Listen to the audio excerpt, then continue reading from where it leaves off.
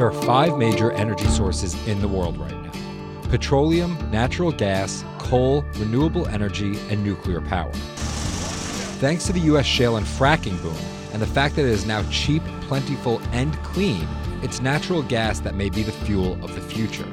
Big oil companies are using a technology that turns it into liquefied natural gas, or LNG, a commodity that can be shipped all over the world, reshaping the politics of global energy.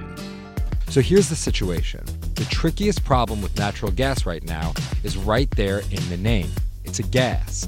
Most gas travels through pipelines. That makes it fairly difficult if the US wants to sell its gas to, say, Korea. But a few things make shipping natural gas possible.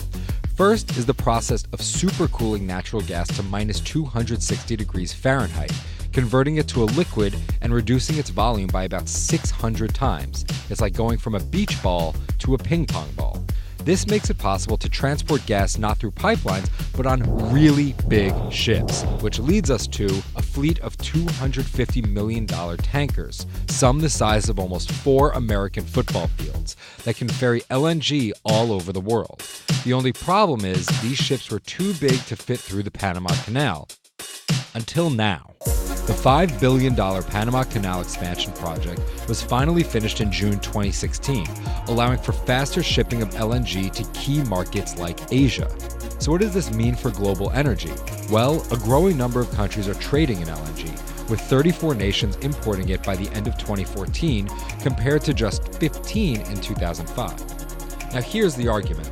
Overall, demand for LNG depends on how fast countries will turn away from coal, the largest source of power generation in the world.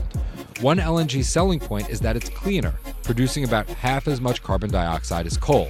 Oil companies are pushing into the LNG world to embrace a greener future. Shell's $53 billion acquisition of UK oil and gas producer BG Group, the industry's biggest deal in a decade, made the Dutch giant the world's largest LNG trader. But not everyone's aboard the LNG train. Coal is still cheaper, renewables pollute less, and countries like Japan, the largest importer of LNG in the world, is focused on nuclear power after starting to get its reactors back up and running after shutdowns prompted by the 2011 tsunami. Plus, some U.S. gas utilities are opposed to large-scale exports of LNG, saying that longer term it could raise gas prices for American consumers.